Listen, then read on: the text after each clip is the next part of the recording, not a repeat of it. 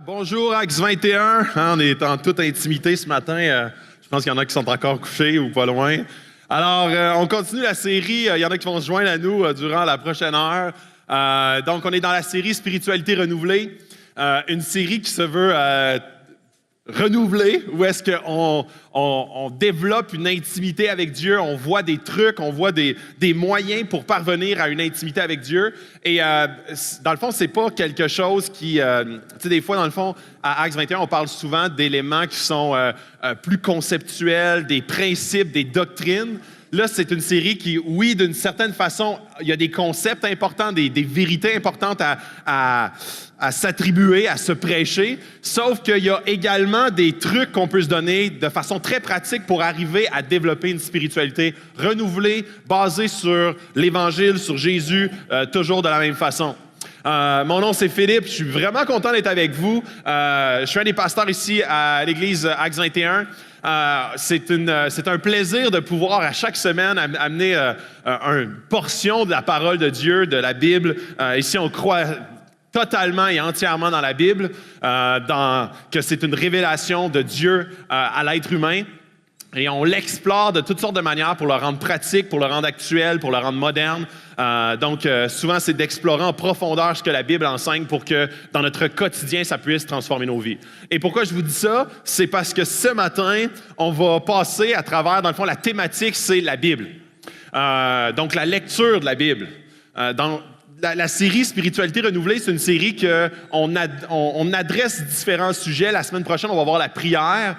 Comment est-ce que ça peut renouveler notre spiritualité, d'avoir une vie de prière. Cette semaine, on va parler de la Bible, la lecture de la Bible. Comment est-ce que ça peut renouveler notre spiritualité de façon enlignée avec le message de l'Évangile, le message transformateur de l'Évangile. Et avant d'aller plus loin, je sais pertinemment que ce sujet-là, c'est un sujet que plusieurs personnes dans la salle ont différentes conceptions et même différentes mauvaises expériences, déceptions. Ils ont déjà fait et que dans leur discours, ça n'a pas marché. J'ai lu la Bible, je comprenais rien, c'est compliqué la Bible. La Bible, j'ai de la misère à la lire, ça ne me tente pas de la lire. Ça, c'est des phrases que j'entends souvent. La Bible, c'est long, souvent je ne comprends pas, surtout l'Ancien Testament, je ne comprends pas. Des fois même, ça crée de l'irritation en moi. Des fois, il y a des versets qui me choquent.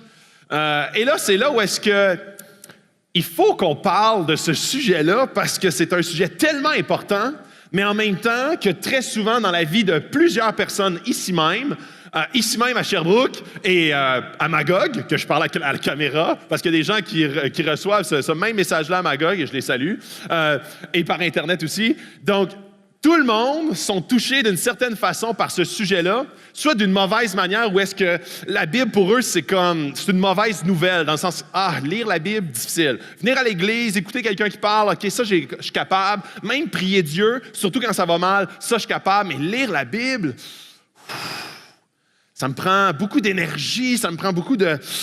c'est pesant, c'est lourd. Et c'est pour ça que je vais commencer la première chose que je veux qu'on puisse comprendre ensemble, c'est les mauvaises façons que souvent on lit la Bible et qui font en sorte de biaiser notre façon de la lire et de ne pas produire la bonne chose que ça devrait produire. Et dans le fond, comment ne pas lire la Bible? Les 3 points que je vous ai mis là, c'est 3 points que je vais passer assez rapidement parce que je veux vraiment qu'on mette l'emphase ce matin sur comment lire la Bible et comment est-ce que ça peut venir même vivant dans nos vies. Même impérativement devenir vivant. Sinon, ça devient lourd.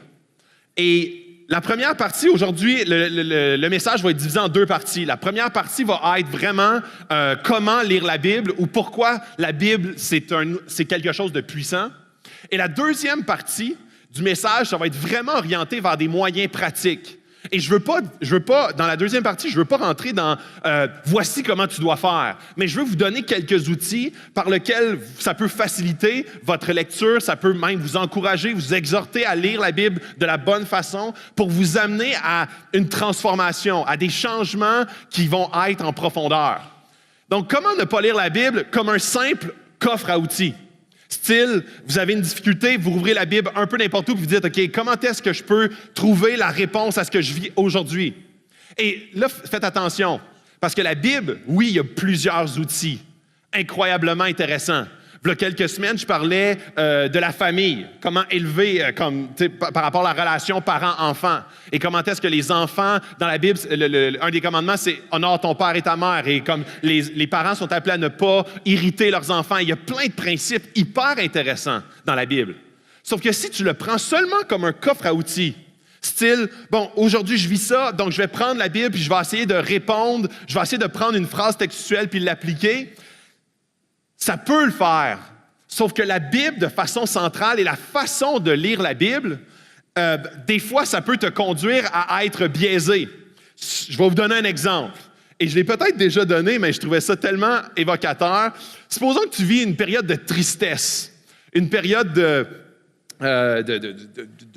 lourdeur spirituelle ou même dans ta vie, tu vis une rupture, tu vis des conflits avec tes enfants et tu dis « Ah, je veux trouver, c'est un simple coffre à outils. » Donc, tu rouvres la Bible et tu tombes sur le passage dans Matthieu où est-ce que tu vois que Judas va se pendre. Et là, tu dis « Ah, OK, c'est pas tout à fait ce que je m'attendais. » Fait que là, tu retournes la Bible dans un autre passage et là, tu vois le verset « Va et fais-toi de même. » Alors, t'es comme, OK, ça vient comme m'ébranler parce que j'étais à la recherche d'un outil et là, ça a l'air de me pointer dans une direction. Et c'est là où est-ce qu'on peut être dans un mauvais chemin, un mauvais trajet, parce que ce n'est pas comme ça qu'il faut lire la Bible. La deuxième chose, c'est en dévotionnaliste. Mot très compliqué. Et ce que ça veut dire, faut que je lise la Bible parce que dans le fond, c'est comme un sentiment de culpabilité quand je la lis pas. Et quand je lis la Bible, sûrement qu'il y a des meilleures choses qui vont m'arriver aujourd'hui.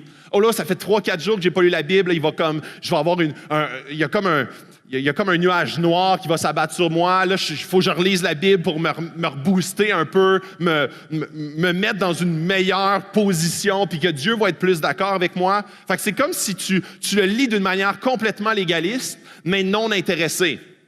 Et c'est là où est-ce que lire la Bible fait partie d'une relation avec Dieu. Et quand tu ne le prends pas de cette manière-là, ça devient complètement biaisé.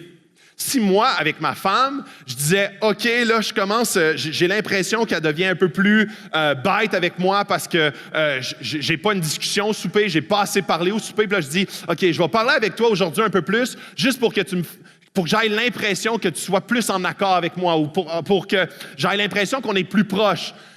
Un, souvent, apporte l'autre, dans le sens qu'une discussion dans une intimité, dans un couple, avec des amis, apporte à l'intimité. Une discussion apporte à l'intimité. Sauf que si tu le fais par culpabilité, par poids, par comme « Ah, je me sens mal, ça fait longtemps, fait que tu l'appelles, puis tu dis « Hey, je t'appelle parce que je me sens mal et coupable. Je t'aime pas vraiment, sauf que je me sens mal vis-à-vis de toi, donc je t'appelle. » Et ça, cette relation-là, l'autre personne, souvent, c'est comme plus ou moins positif dans la relation. Et ça, c'est souvent les dévotionnalistes, les gens qui sont plus légalistes, plus à cheval, ils vont dire « Je vais lire ma Bible, je lis mon chapitre, je lis mes 2 chapitres, c'est fait, on ferme la Bible et ma BA de lecture est faite pour la journée. » Et souvent, ce que ça apporte, c'est un poids. C'est comme pas une bonne nouvelle de lire la Bible. C'est comme juste, j'ai fait mon devoir de citoyen chrétien. La troisième façon, c'est comme des réponses faciles pour toutes les questions.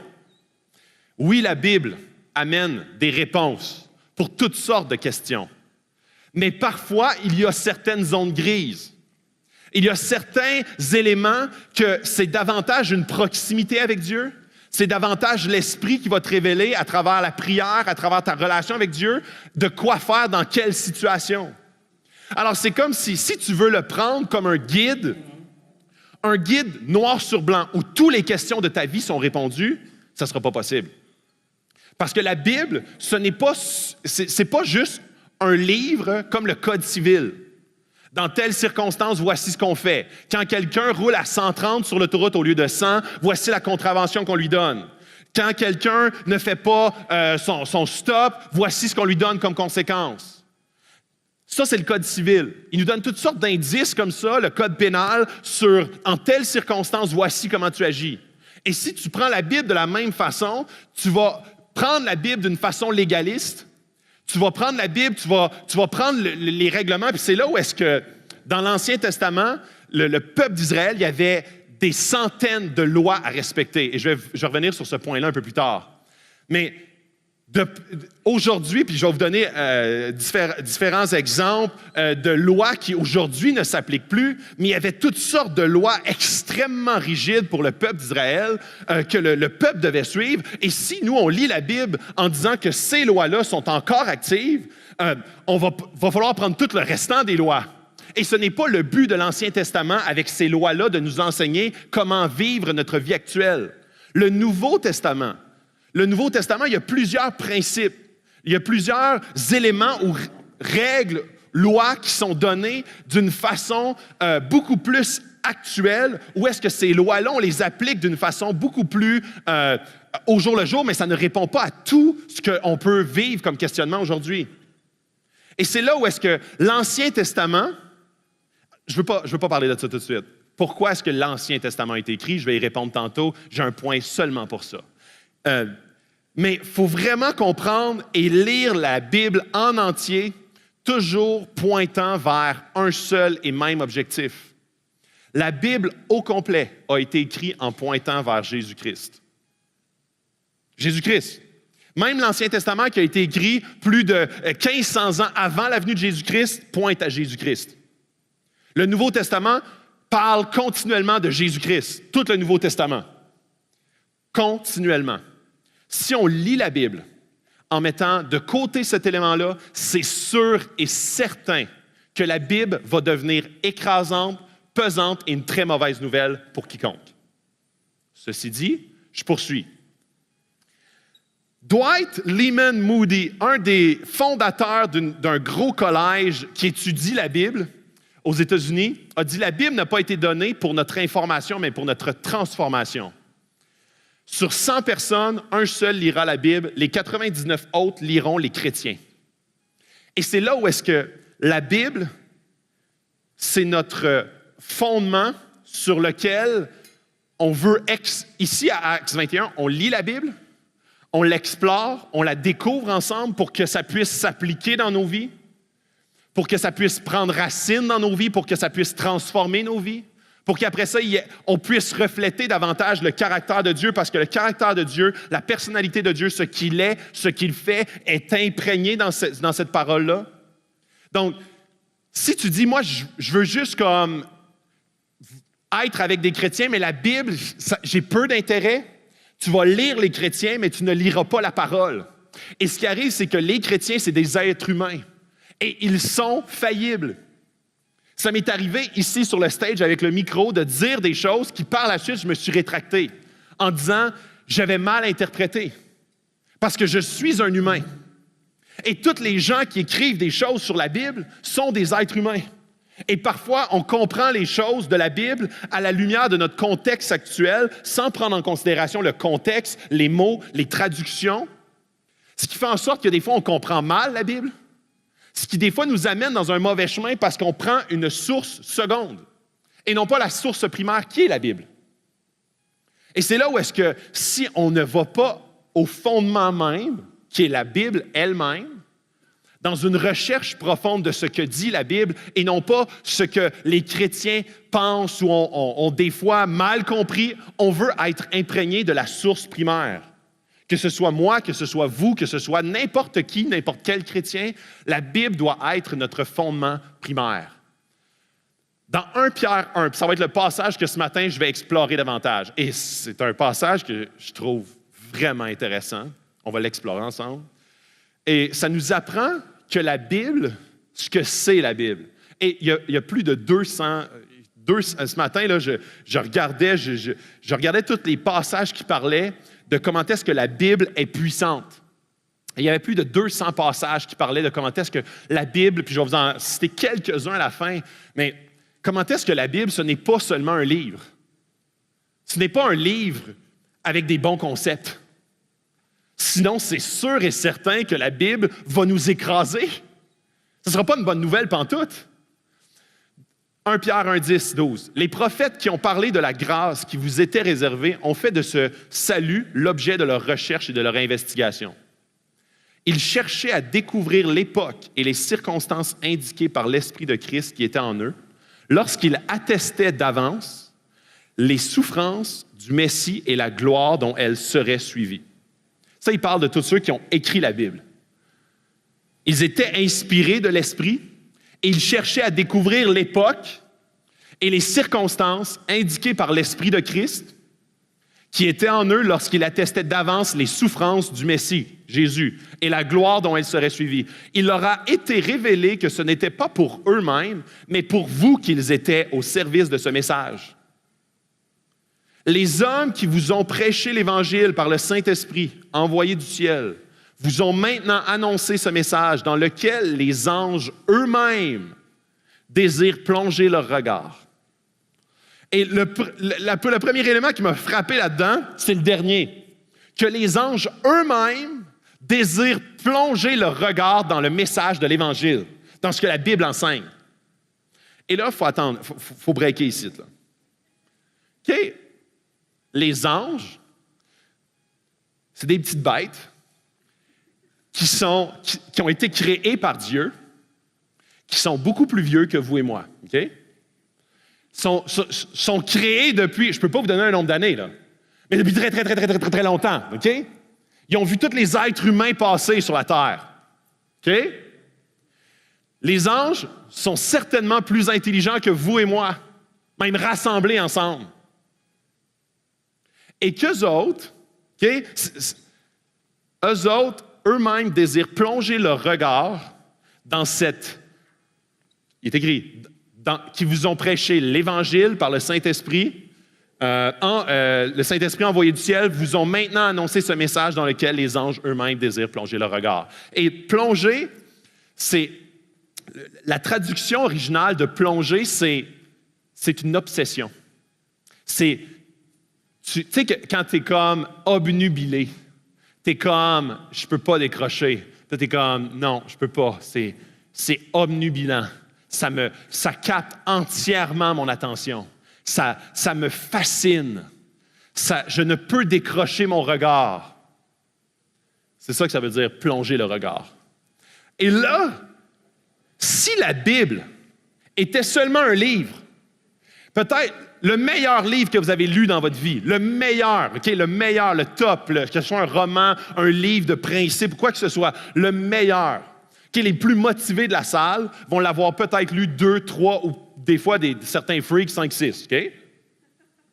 Puis à 5, 6, tu connais les phrases qui arrivent, tu sais. Je pourrais prendre la même analogie pour les films. Tu sais, un film là, que tu tripes, tu capotes, tu sais, les fans de Star Wars, supposons, eux autres, il y en a vraiment des freaks, fait qu'eux autres, ils vont le voir 10, 15, 20 fois la trilogie, ou le Seigneur des Anneaux, tu sais, la trilogie de 12, 15 heures, qui voient ça pendant des journées entières en s'habillant, genre en espèce de homme à épée de mousse, puis avec la barbe de Gandalf. Ça, là, ces freaks-là, une manée, ils finissent que par dire même le texte des acteurs avant qu'ils le disent, OK? Fait que si la Bible était ce même type, genre juste un bon outil, un bon livre, tu sais, comme, c'est bien écrit, c'est futé, c'est intelligent, c'est habile, c'est juste comme, tu sais, ça fait du bien. Si c'était seulement ça, les anges, là, au bout de 1000 ans, là, je suis comme, ouais, je le possède, ça, là, tu sais, je sais pas mal ce qui est écrit là-dedans. Je pourrais te dire, puis les scribes et les pharisiens, que Jésus était c'est les gens les plus religieux du temps, là.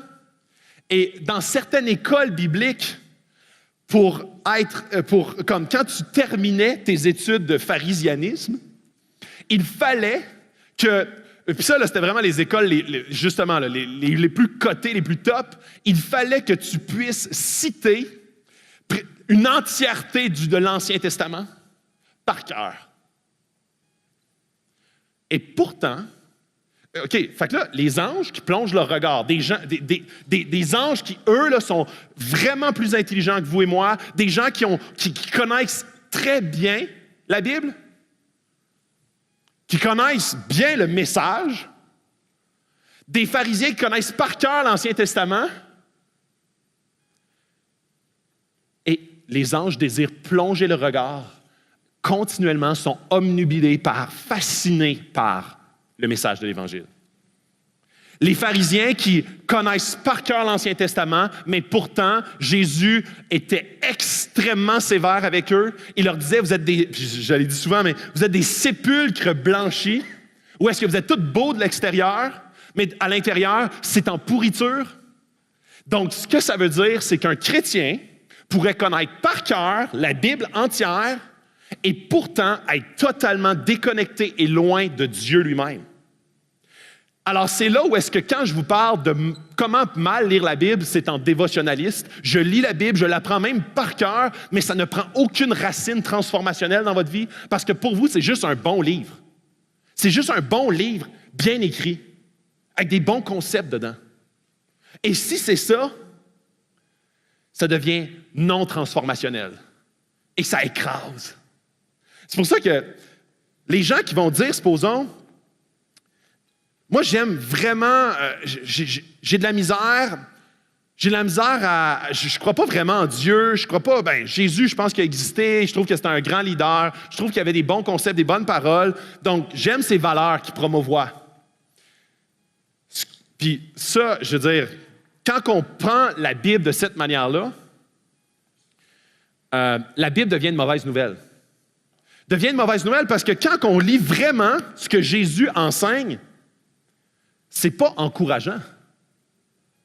Et je veux pas péter votre bulle, mais si tu ne prends pas puis quand on parle de l'Évangile, c'est la bonne nouvelle. L'Évangile veut dire bonne nouvelle.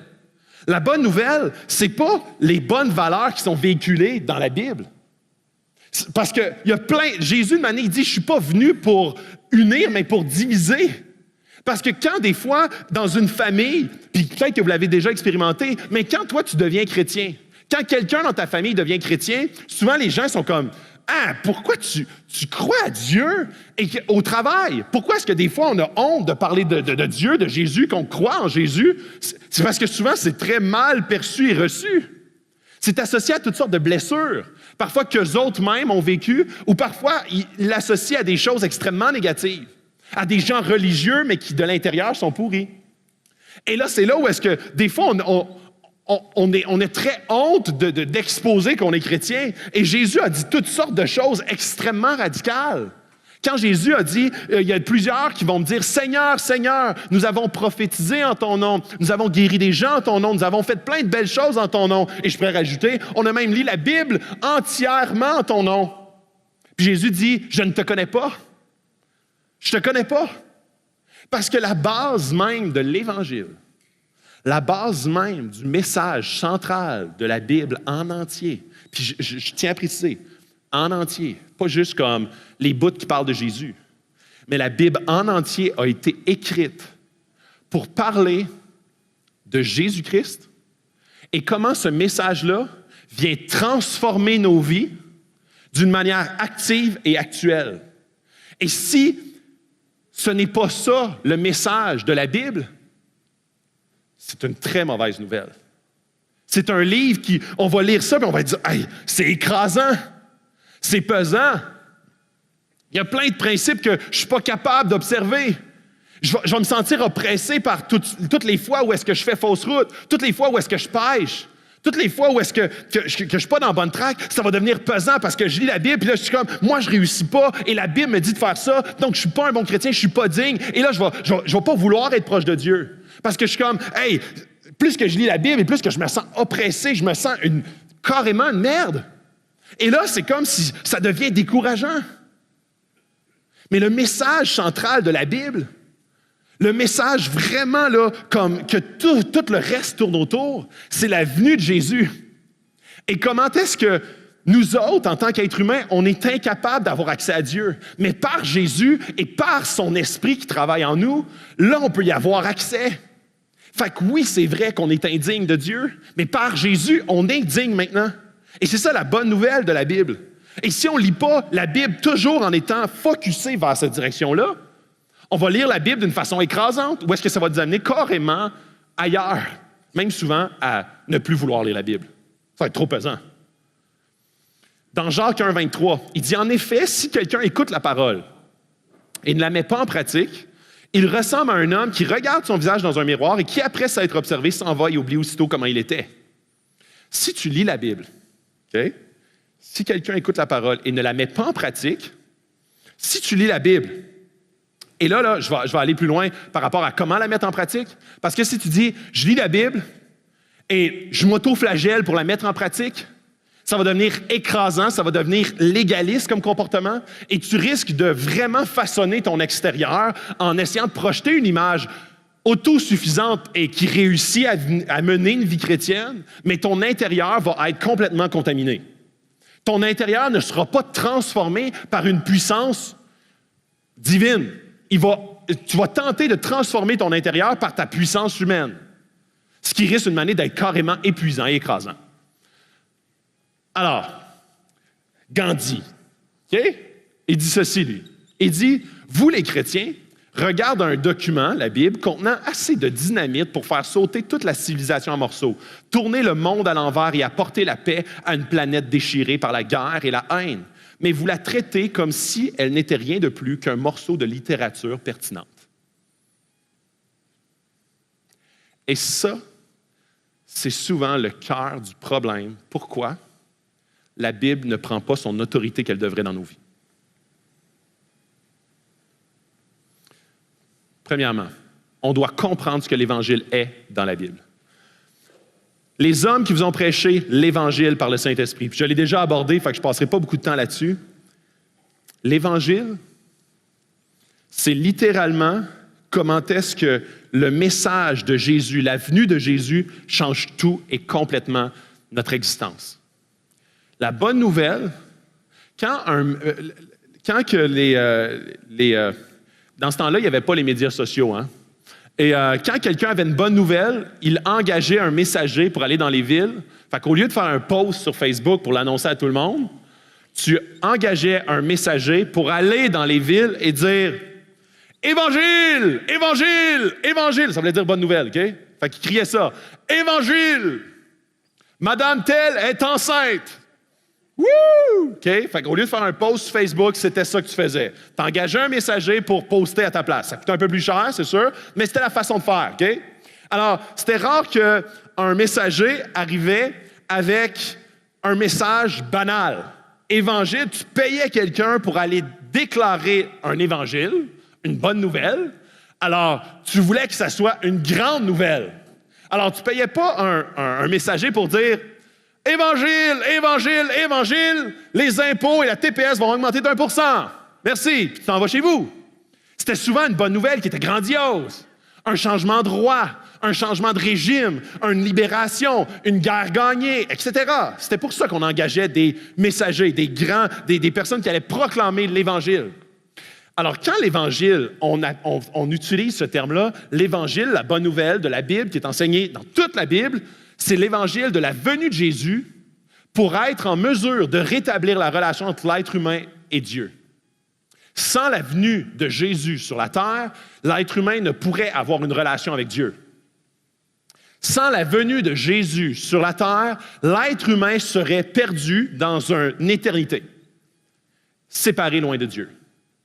La bonne nouvelle, c'est que quiconque met sa confiance en Jésus, quiconque croit en Jésus, Jean 3,16, le verset le plus connu dans toute la Bible, car Dieu a tant aimé le monde qu'il a envoyé son Fils, afin que n'importe qui croit en lui ne périsse point, mais qu'il ait la vie éternelle. Noir sur blanc, l'Évangile, la bonne nouvelle, c'est la venue de Jésus pour rétablir la relation entre Dieu et les hommes. Alors, c'est quoi l'Évangile? C'est la venue de Jésus qui transforme entièrement et totalement notre existence actuelle, notre vie éternelle et notre vie actuelle. Deuxième point, la manière de plonger le regard dans l'Évangile est de lire la Bible.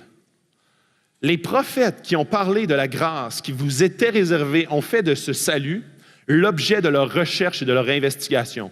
Ils cherchaient à découvrir l'époque et les circonstances indiquées par l'Esprit de Christ qui était en eux lorsqu'il attestait d'avance les souffrances du Messie et la gloire dont elles seraient suivies. Ce que les écrits, même les écrits de l'Ancien Testament, qui ont été écrits des années avant la venue de Jésus, étaient tout orientés vers la personne de Jésus. Quand on lit l'Ancien Testament, on doit toujours le lire à la lumière de la venue de Jésus.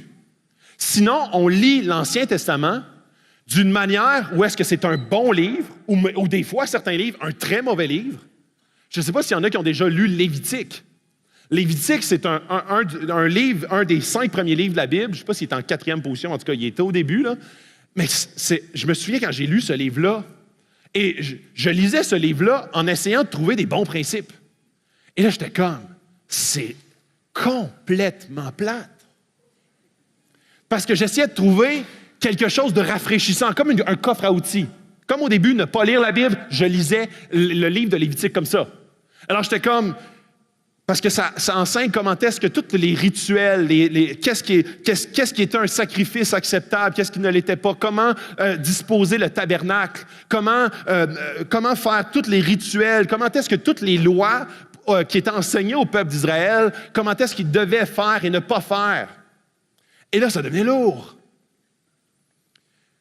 Et Lévitique, l'Exode qui prend le peuple d'Israël. Puis je vais entrer là, parce que je voulais le faire à la fin, mais je vais le faire tout de suite. Tout l'Ancien Testament pointe à Jésus. Quand tu vois tous les rituels dans Lévitique, quand tu vois comme le pain qu'il faut qu'il soit disposé d'une telle manière pour aller devant Dieu dans le lieu très simple, je ne veux pas rentrer dans le langage trop technique de Lévitique, mais tout le livre de Lévitique nous pointe à Jésus de comment Jésus est le sacrifice ultime, comment Jésus est le pain de vie. Et là, il y a plein d'enseignements par rapport aux lumières, comment est-ce qu'ils doivent être disposés, les chandeliers et tout. Jésus est la lumière. Quand Jésus parle comme la parole est une lampe à tes pieds, une lumière sur ton sentier, toutes les Lévitiques, toutes les lois sont pour nous pointer comment est-ce que Jésus est le sacrifice ultime. Comment est-ce que Jésus accomplit toute cette loi-là? Comment est-ce que toi et moi, on est incapable d'accomplir toute cette loi-là, et c'est pour ça qu'on a besoin d'un Jésus dans notre vie. C'est pour ça qu'on a besoin d'un sauveur. Exode, qui parle du peuple d'Israël, qui était le peuple choisi de Dieu. Et comme tu vois à travers toutes les années, Exode et 1-2 Rois, 1-2 Samuel, tu vois comment est-ce que le peuple de Dieu, la majorité se rebelle contre Dieu, des mauvais rois, des guerres et tout. Là, après ça, tu as Juda. Juda reste fidèle. Ça, c'est une des tribus. Il y a 12 tribus d'Israël. Il y a seulement Juda qui reste fidèle à Dieu. Et ensuite de ça, Juda même se rebelle contre Dieu. Et ça finit, croyez-le ou non, ça finit qu'il n'y en a plus un qui est attaché à Dieu. Et quand tu regardes ça à la lumière de Christ, le seul choisi de Dieu, le seul qui a resté attaché à Dieu, c'est Jésus. Le seul qui a accompli, tu sais, comme quand il y a une promesse qui est faite à Abraham, avec sa descendance, la promesse qui est faite de Dieu à Abraham par rapport à toute sa descendance. Le seul qui a vraiment accès à ces promesses-là, c'est Jésus. Alors, tout ce que ça nous pointe du peuple d'Israël dans tout l'Ancien Testament nous pointe continuellement à Jésus qui est le seul héritier légitime. Et que moi, pour avoir accès à cet héritage-là, c'est Jésus, mon passage. Et là, je pourrais vous parler des psaumes. Dans les psaumes, dans tous les livres prophétiques, dans Daniel, dans Ézéchiel.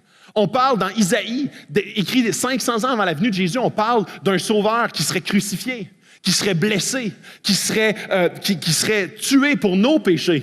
Il parle de Jésus, littéralement, de façon prophétique. Il y a plus de 700 prophéties dans la Bible qui parle de la venue de Jésus, futur. Il parle de toutes sortes d'éléments très, très précis que Jésus devait accomplir dans sa venue sur la terre. Que Jésus allait boire du vinaigre sur la croix. Que Jésus allait être pendu au bois. Que Jésus allait mourir, qu'il allait être même rejeté de par les siens. Et là, il y en a 700 comme ça. Là. Ça, si ça ne pointe pas à Jésus, là, je ne sais pas ce que ça fait. L'Ancien Testament au complet nous pointe continuellement vers Jésus, le sacrifice et la bonne nouvelle. L'Évangile n'est pas seulement Matthieu, Marc, Luc, Jean. L'Évangile est transmise d'une façon globale et entière à travers toute la Bible. La seule manière de lire la Bible est de la lire à la lumière des souffrances et de la gloire de Christ. Ils cherchaient à découvrir l'époque et les circonstances indiquées par l'Esprit de Christ qui était en eux lorsqu'il attestait d'avance les souffrances du Messie et la gloire dont elle serait suivie. Alors, puis là je viens d'en parler, là, toute la Bible est écrite vers la personne de Jésus. Le Nouveau parle de Jésus, l'Ancien Testament pointe vers Jésus. Alors, Luc 24, 26 et 27. Jésus vient de ressusciter. Il marche avec 2 disciples et les disciples sont comme, t'es-tu le seul parce qu'ils ne l'ont pas reconnu encore? Et ils sont comme, t'es-tu le seul qui ne connaît pas, qui ne sait pas que Jésus, le Messie, il est mort sur la croix et ils l'ont enterré dans un tombeau? Et puis dans le fond, les disciples ils le reconnaissent pas. Donc, ils parlent à Jésus, puis là, Jésus, il dit « Ah oui, OK. » Puis là, ils continuent à marcher. Et là, de manière, Jésus il leur dit « Homme de peu de foi, je vous l'ai dit combien de fois que j'allais ressusciter? Je l'ai dit que j'allais ressusciter 3 jours après. » Puis là, ça, c'est après qu'ils l'ont reconnu. Là. Ils l'ont reconnu, puis ils sont tous contents. Et là, Jésus, il dit « Je vous le disais, et je vous le redisais, et je vous le redisais encore, que je faisais juste accomplir ce que la Bible entière pointe vers moi. » Et là, Jésus dit, ne fallait-il pas que le Messie souffre ces choses et qu'il entre dans sa gloire? Puis en commençant par les écrits de Moïse, les écrits de Moïse, c'est les 5 premiers livres de la Bible, okay? Le Pentateuque qu'on appelle, dans l'Ancien Testament. Donc Jésus, en commençant par les écrits de Moïse et continuant par ceux de tous les prophètes, toute la gang après, il leur expliqua dans toutes les Écritures ce qui le concernait. Jésus dit, je vais vous expliquer comment tout ça pointe vers ce que j'ai fait dans les 3 derniers jours, dans les 33 dernières années. Et comment est-ce que, après ça, le Nouveau Testament va naître quelques années plus tard. Le Nouveau Testament, comment est-ce qu'il va continuellement parler de ce Messie, de ce Sauveur, de ce Seigneur qui est venu pour complètement changer, bouleverser, transformer l'histoire de l'humanité. Vous savez, si le christianisme, c'est seulement des bons concepts, c'est seulement une philosophie intéressante, c'est seulement une belle approche de vie, je ne vous invite pas à adhérer au christianisme. Parce que toutes les autres religions parlent de belles philosophies. Toutes les autres religions vous parlent de comment est-ce que tu peux vivre une vie plus zen avec toi-même. Comment est-ce que tu peux te réfugier dans différentes choses pour accroître ton autonomie, être plus en paix avec la nature, avec toi-même, avec les gens autour de toi. Ça donne des bons principes par rapport à comme fais ça, tu vas avoir ça comme conséquence. Fais ça, tu n'auras pas cette conséquence-là. Donc, toutes les autres religions pointent vers comment est-ce que tu peux, d'une façon optimale dans ta vie, atteindre un certain bonheur. Quand on parle du bouddhisme, le bouddhisme, c'est comme, même l'hindouisme sont très rapprochés, mais le bouddhisme, c'est vraiment une approche beaucoup d'intériorité, de méditation, de paix, de calme avec la nature, avec ce qui t'entoure. L'hindouisme vénère plusieurs, en Inde, on a beaucoup de végétariens parce qu'on vénère certains animaux. Donc, encore vers la terre, vers une paix en paix avec les animaux, particulièrement tout ce qui est les vaches, les bœufs, c'est vraiment des animaux qui sont très, très vénérés. On va avoir Krishna qui est la déité principale, ou qu'on va la vénérer, on va comme pour souhaiter qu'elle nous bénisse par la suite, qu'elle va faire pousser nos récoltes. Alors, c'est vers notre bonheur, comme on puisse être en paix avec la terre, avec les gens autour de nous. C'est des bons principes, c'est de la belle philosophie. Le christianisme, c'est tout sauf ça. Le christianisme, c'est pas ce que nous, on peut faire pour atteindre un certain nirvana. Le christianisme, ça nous démontre à travers la Bible entière notre état de perdition. Comment est-ce qu'on a un besoin fondamental? Un besoin fondamental pour remplir un vide intérieur qui nous habite. Et qu'on a absolument, une année, on arrive au point où est-ce qu'on découvre, où est-ce qu'on a besoin d'un sauveur. Et cette bonne nouvelle-là arrive avec Jésus. Jésus qui répond à plusieurs prophéties dans l'Ancien Testament. né d'une vierge à Bethléem, mort sur la croix, ressuscite après 3 jours, des centaines de prophéties, Jésus qui enfin rétablit ce passage-là qui a été brisé et que enfin l'être humain peut vivre une intimité, une relation avec son Dieu à travers Jésus. Mais ça ne se termine pas là. Jésus nous envoie son esprit. Nous envoie son esprit habiter dans tous les chrétiens. Et cet esprit-là nous transforme continuellement à la ressemblance de Jésus-Christ.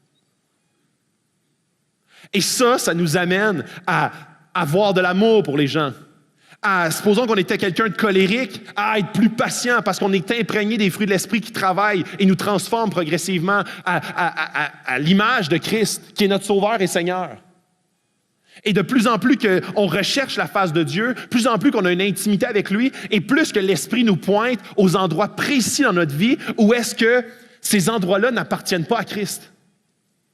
Et là, on se demande pourquoi est-ce qu'on a des difficultés, on vit des épreuves, ou des façons de vivre une épreuve, ou des réactions vis-à-vis d'une épreuve. Puis on dit, Dieu n'intervient pas dans ma vie. Parce que ce qu'on cherche, c'est exactement ce que souvent les autres religions vont enseigner. Trouve la paix en toi. Le christianisme n'enseigne pas de trouver la paix en toi. Il enseigne de trouver la paix en Jésus. Et plus que tu recherches dans la Bible, en lisant la Bible, la paix en Jésus, comment est-ce que ton nouvelle identité en Jésus peut être révélée à travers son esprit qui habite en toi, dans ton quotidien actuel, et plus que tes circonstances vont devenir beaucoup plus, tes réactions vis-à-vis des circonstances vont complètement changer. Fait que tu ne souhaiteras plus autant que tes circonstances changent. Parce qu'à travers tes circonstances, Dieu est en train de te transformer. Dieu est en train d'agir en toi pour te nettoyer, t'épurer d'une façon complètement organique par le Saint-Esprit d'éléments qu'il veut aller chercher en profondeur en dedans de toi.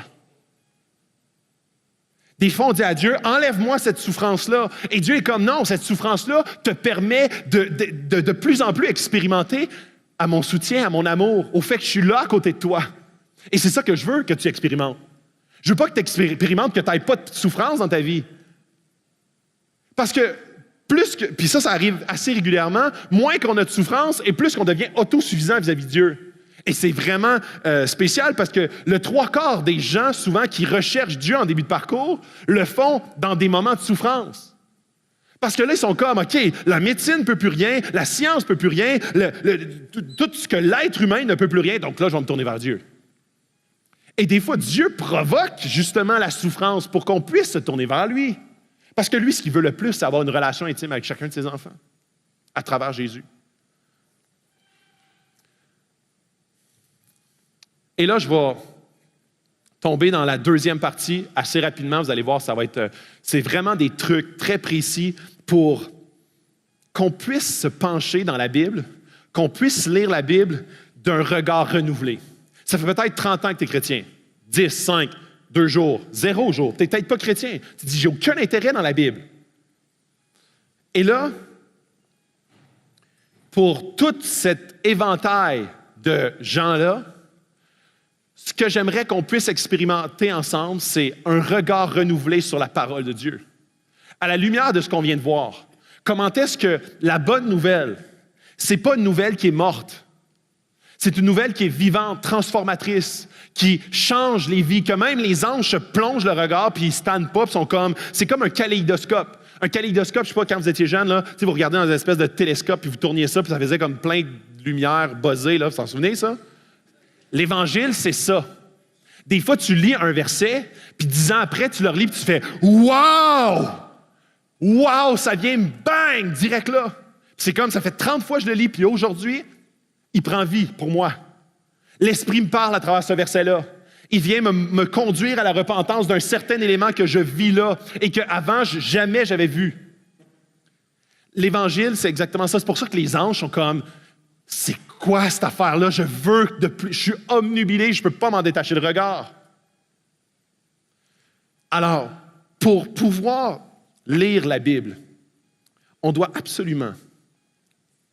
Puis, c'est là où est-ce que j'embarque dans une section où est-ce que c'est rare qu'on voit Acts 21, mais je crois sincèrement qu'on a tout à gagner d'expérimenter, de se refondre dans une nouvelle approche à la parole de Dieu. Et il y en a certains qui disent « Ouais, mais ça ne me tente pas. » Et je vous le dis, comme moi, là, de m'entraîner ou d'aller courir sur un tapis roulant, là, ça me tente jamais. Jamais, jamais, jamais. Mais si je ne le fais pas, mon cœur rapetisse, j'ai comme de l'artérosclérose, je deviens comme, puis là j'ai comme 31 ans, je commence à avoir moins de cardio, je pousse un carrosse, puis je suis comme essoufflé. Là, je suis comme, OK, c'est le temps que je cours sur le tapis. Je vous dis, ça m'arrive jamais de faire, yeah, puis là, le tapis m'appelle, Philippe, viens courir sur moi. Jamais ça m'arrive, ça. Je suis comme, ah, puis là, OK, je m'auto-flagelle, j'embarque dessus, puis je commence. Là, je suis comme, ah, OK, il faut que ça vaille la peine. Fait que là, je commence à courir plus vite. Puis là, je suis, puis là, je suis comme, OK, ça commence à être bon. Puis je reste dessus, puis là, je dis, OK, il faut que je batte mon temps de la dernière fois. Mais c'est jamais le fun. Ça me tente jamais. J'haïs ça. Il y en a qui trippent, là, courir, OK, je vous respecte. Mais ça m'arrive jamais de vouloir courir. Et c'est là où est-ce que si j'attends que le tapis m'appelle du sous-sol, je vais attendre très, très, très longtemps. Et c'est pour ça que des fois, dans nos vies, il faut mettre les mécanismes en place pour pouvoir goûter à une richesse incroyable. C'est pareil dans toute notre vie, là. Comme, pourquoi est-ce que, même juste de te lever, mettre ton cadran pour te lever pour aller travailler, ça ne me tente pas souvent, mais si je ne le fais pas, il va y avoir des conséquences, positives ou négatives. Et là, c'est comme, non, mais moi, je veux pas. Puis là, c'est comme si des fois, on dit, dans le spirituel, c'est pas pareil. Faut que tu le sentes, faut que ça vienne tout seul, faut que ça comme... Pourquoi est-ce que dans ta vie, dans toutes les sphères de notre vie, si on ne met pas un brin de discipline, il y a des conséquences positives et négatives. Et que dans l'aspect spirituel, de ne pas mettre de faire juste comme, OK, je vais attendre que vraiment la Bible s'ouvre sur moi un matin puis qu'il me saute d'en face avec vraiment le verset déjà surligné. Je vais attendre ce moment-là, puis tu es très patient.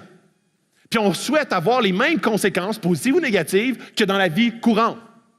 Et c'est là où est-ce que je pense qu'il faut vraiment s'exhorter, s'encourager. Parce qu'il y a des disciplines qui sont difficiles à garder. Il y a des disciplines qui sont beaucoup plus faciles, reliées à notre personnalité, reliées à nos intérêts, mais il faut absolument, pour certains éléments, dire, il faut, même si des fois ça ne me tente pas, il faut que je puisse avoir de la discipline. Et pour moi, je suis le premier à faire, oh boy, let's go, on est capable, guys. Boys and girls, let's go for the discipline. Hein? Et c'est dans cette optique-là que je pense qu'il faut s'encourager entre chacun que vous voyez autour, dans vos groupes connexion. Des fois, vous avez un ami chrétien. Il faut s'encourager absolument à aller dans cette direction-là. Il faut s'encourager parce que la parole, ce n'est pas juste un bon livre. C'est un livre transformationnel. C'est une bonne nouvelle qui a des implications incroyables. Donc, 3 trucs pour lire la Bible. Sois intentionnel. Si tu n'es pas intentionnel, ça va tomber dans la paresse qui va avoir des conséquences. Dans ton couple, si tu es paresseux dans ton couple, il va y avoir des conséquences. Tu vas t'éloigner. Si tu ne passes pas de temps de qualité avec ta femme, ton mari, il va y avoir des conséquences. Tu vas t'éloigner, tu vas avoir moins d'intimité. Et des fois, puis j'en ai parlé la semaine passée, des fois, ça te prend de mettre une soirée à l'agenda. Ah non, mais c'est pas organique, là. Je le feel pas, là. Une semaine à l'avance, mettre ça à mon agenda, il me semble que c'est pas naturel. Mais sinon, il va y avoir plein de choses qui vont se mettre. Il va y avoir une game de hockey, il va y avoir un chum qui va t'appeler, il va y avoir comme ton char réparé, tu vas avoir comme n'importe quoi qui va prendre la place. Et tranquillement, l'intimité va s'éloigner. Et c'est là où est-ce que, avec Dieu, tu veux construire une intimité. Tu veux absolument connecter avec lui. Alors, il faut que tu mettes des moyens en place, des plages, des éléments, des environnements propices à cela. Donc, au niveau du temps, pas le choix. C'est pareil dans un couple, même un ami. Un ami, tu veux connecter avec lui, mais tu dis, on va se parler une fois par année au téléphone. C'est impossible. Impossible. Et là, c'est là où est-ce que tu dis, je veux être proche de Dieu, je veux l'expérimenter, puis tu dis, non, mais ça ne me tente pas souvent d'y parler puis de lire sur lui. Je ne veux pas vraiment le prendre à le connaître, mais je veux connecter. Et c'est comme si tu disais à ton ami, une fois par année, je veux connecter. Puis Jamais que ça arrive. C'est impossible. L'énergie que tu consacres, l'intentionnalité vers le prendre un temps avec Dieu. Si tu ne le mets pas si tu te couches très tard puis tu veux te lever le matin, ça va être de plus en plus impossible. La discipline va devenir lourde sur toi.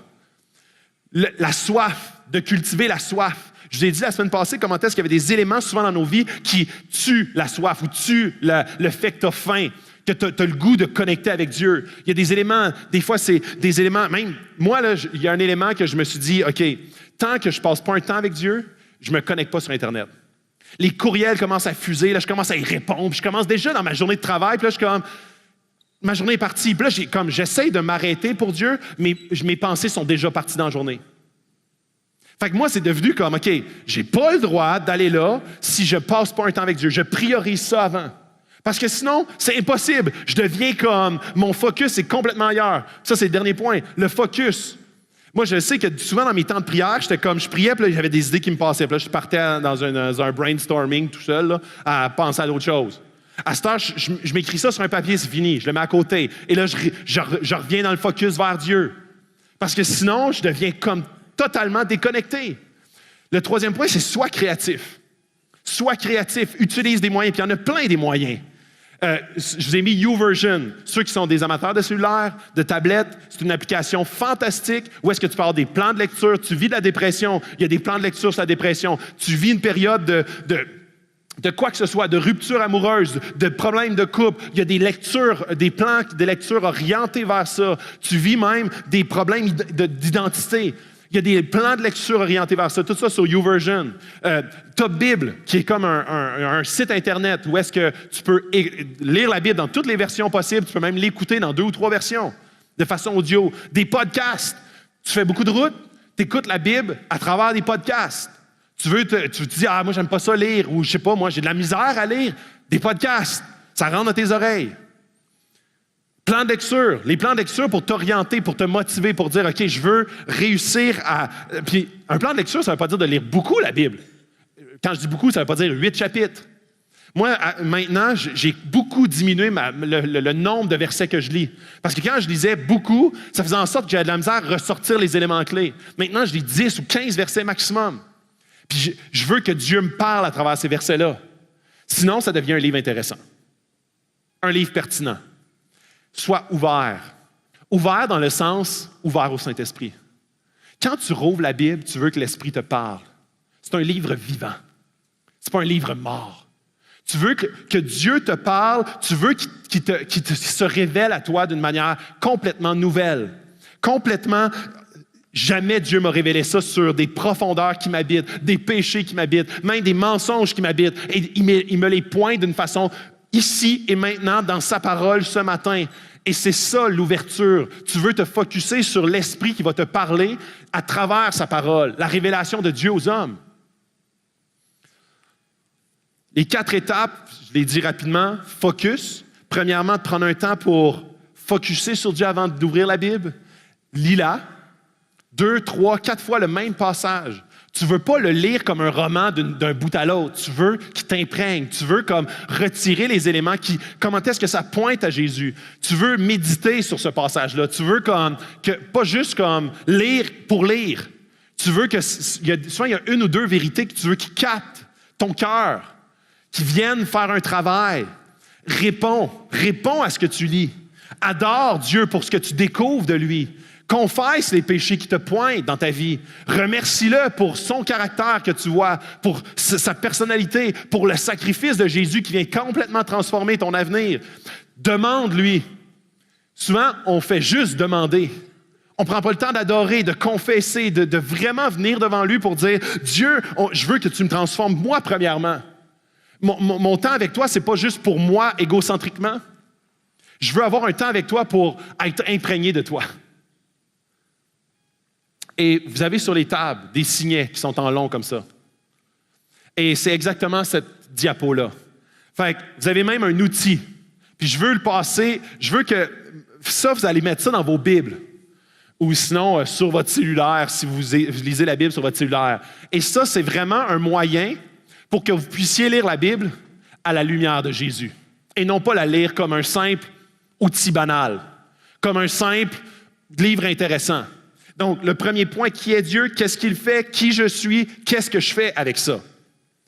Et dans le fond, ce PowerPoint-là, je vais le mettre disponible sur la page Facebook à travers un lien OneDrive. Fait que ceux qui veulent le télécharger, vous allez être libre de le faire. Et sur le signet, à l'endos du signet, vous allez retrouver un petit peu qu'est-ce que ces différentes thématiques-là représentent. Et ce que ça dit, en gros, le premier point, c'est qui est Dieu? Qu'est-ce que j'apprends sur Dieu en lisant la Bible? Qu'est-ce que j'apprends sur son caractère? Qu'est-ce que j'apprends sur sa personne, sur ce qu'il est, sur sa vision des choses et du monde? Le deuxième point, qu'est-ce qu'il fait? Comment est-ce qu'il travaille? Comment est-ce qu'il influence? Comment je vois le Père, le Fils ou l'Esprit agir dans le texte? Comment je vois les impacts de son sacrifice dans ma vie? Comment ce qu'il est influence ce qu'il fait? Donc, le caractère de Dieu vient imprégner ce qu'il fait continuellement. Le troisième point, c'est qui je suis. Je vais inviter l'équipe de louange parce que je vais terminer bientôt. C'est qui je suis à travers ça. Donc, souvent, on lit la Bible et on dit, OK, comment est-ce que je peux prendre ça direct pour moi? Mais souvent, on oublie de voir en priorité comment est-ce que qui est Dieu vient influencer ce qu'il fait, vient influencer qui je suis. Mais si je commence par qui je suis, quelqu'un d'indépendant, quelqu'un de professionnel, quelqu'un d'éduqué, c'est ça que je suis, donc je vais lire la Bible, je vais retirer ce que j'ai à retirer de là-dedans pour moi. Et tu ne le vois pas à la lumière de Jésus, de ce qu'il a fait et de la bonne nouvelle, tu es en train d'exactement faire comme quelqu'un qui lit un bon livre. Et tu es en train d'oublier la puissance basée sur le message de l'Évangile. C'est quoi l'Évangile? C'est la venue de Jésus et comment est-ce que toute la Bible pointe à Jésus. Donc, si tu lis la Bible en oubliant que le Père a envoyé le Fils pour être un médiateur, un intermédiaire entre Dieu et les hommes, et qu'il a envoyé son Esprit pour continuer à nous transformer, nous parler et nous influencer, tu es en train de passer à côté de l'élément central de la Bible. Et qu'est-ce que je fais avec ça? Le dernier élément, c'est comment est-ce que je réponds à ça. Comment est-ce que tous les éléments qui viennent de m'être révélés, par l'Esprit de Dieu, par le texte lui-même, comment est-ce que le texte me montre mes péchés, mes attitudes, mes motifs, mes idoles, que je dois me repentir? Comment ma nouvelle identité en Christ devrait changer cela? Comment est-ce que c'est pas moi qui les change? C'est le fait que j'appartienne à Christ et que Christ m'a envoyé son Esprit qui, lui, va changer ça. Mais ce que l'Esprit a fait, c'est de me le pointer. Puis moi, ce que j'ai à faire, c'est de confesser, c'est de me repentir. C'est de dire, OK, Dieu, tu m'as pointé ça dans ma vie. Maintenant, je veux que tu prennes la place. Je veux que tu renouvelles mon identité à travers le sacrifice de Jésus et comment est-ce que ça peut devenir vivant dans mon quotidien actuel. Et si cette vérité était entièrement active dans ma vie et que je la prenais au sérieux, quels en seraient les impacts? Parce qu'on a toujours le choix de prendre au sérieux ce qu'on lit et ce que l'Esprit nous indique. On a toujours le choix. On a le choix de dire, ah, ça c'est pour moi ce bout-là, c'est pas pour moi. Non, moi, cette partie-là de Dieu, je la prends comme avec parcimonie. On a toujours le choix. L'Esprit peut nous révéler, peut venir continuellement. Et il y a un verset dans l'Apocalypse qui dit « Je suis à la porte et je frappe ». Et souvent, on l'utilise comme un verset d'évangélisation, mais c'est un verset qui parle aux chrétiens. Jésus est là et il frappe à la porte. Il dit « Je veux imprégner ton cœur en entier. Je veux te transformer de façon complète et entière. » Et le chrétien résiste.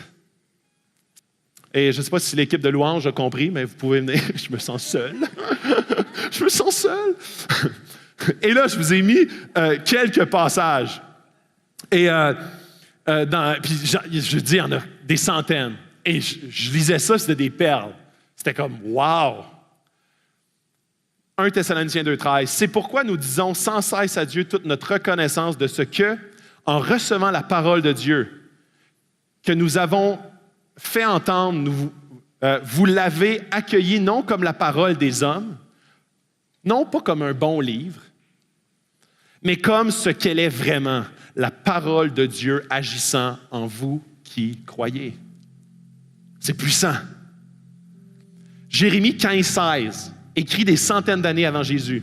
« Tes paroles se sont présentées à moi et je les ai dévorées. Ta parole a provoqué mon allégresse. Elle a fait la joie de mon cœur, car je suis appelé de ton nom, Éternel, Dieu de l'univers. Regardez le petit signet que vous avez devant vous. Et ce passage-là, je trouvais tellement qu'il représentait tout ça. Un passage en plus de l'Ancien Testament qui dit « Tes paroles se sont présentées à moi et je les ai dévorées.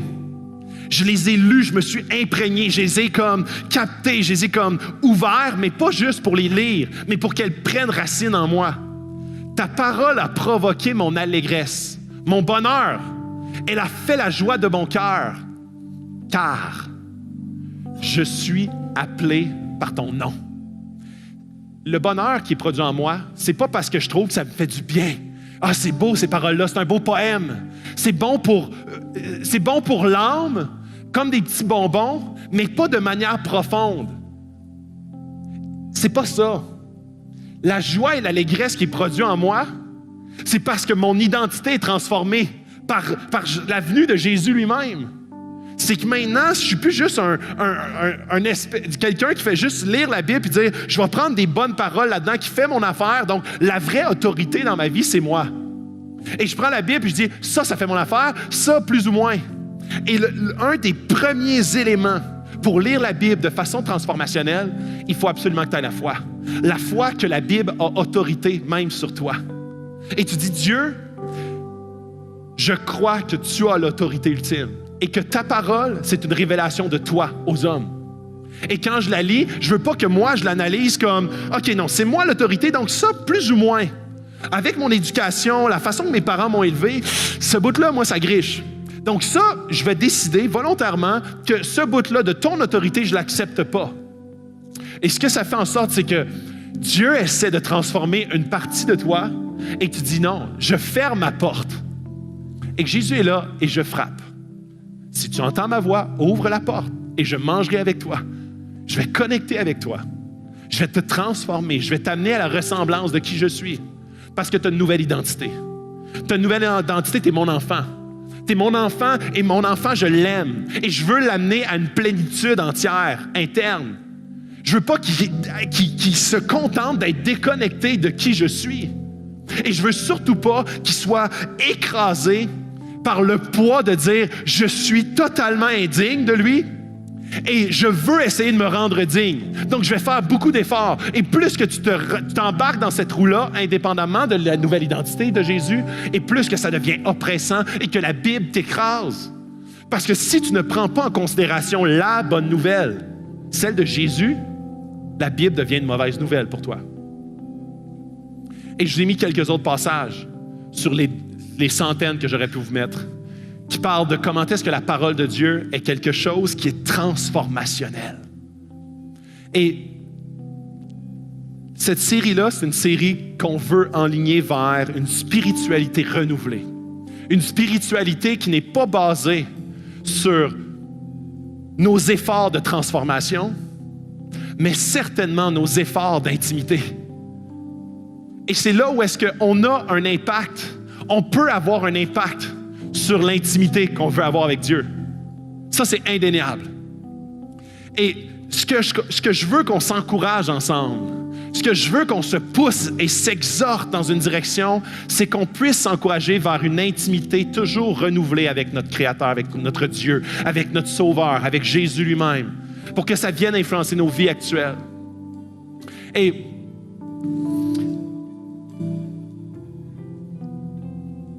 je veux prendre un temps pour prier ici, parce que je sais que pour plusieurs d'entre nous, c'est un défi de lire la Bible. Et je veux qu'on prie pour que la faim, la soif de le connaître puisse être avivée. Et qu'on puisse avoir le courage d'être confronté à peut-être certains éléments de discipline, à être confronté à certains éléments de régularité, de comment est-ce qu'on peut adapter notre routine pour venir à la rencontre de notre Créateur. Comment est-ce que notre vie peut être de plus en plus à la recherche de Dieu lui-même. Et je veux qu'on prie parce que c'est pas par la puissance d'un discours que ça arrive, c'est par la puissance du Saint-Esprit qui agit en nous et qui agit dans l'Église. Oui, Père, on vient devant toi en tant qu'Église pour premièrement te dire à quel point on reconnaît ton autorité à travers la parole de Dieu. On sait que c'est toi qui se révèle à l'être humain et on veut attribuer cette puissance à ce cadeau inestimable que tu nous as laissé. Que tu puisses nous donner le courage, la persévérance pour te chercher, la persévérance pour te mettre en priorité. Mais pas te mettre en priorité seulement pour lire, pour déposer notre regard ou notre vue et juste lire des mots qui sont vides, mais pour que l'Esprit puisse continuellement nous pointer, nous enseigner, qu'à travers la méditation, la lecture de la parole, à travers l'ouverture à ton esprit qui nous enseigne, on veut que tu puisses venir et vraiment pointer des choses précises dans nos vies pour que notre vie chrétienne puisse être basée sur la bonne nouvelle de l'Évangile de Jésus-Christ et Jésus-Christ seul. Dans le nom de ton Fils que je prie ces choses. Amen.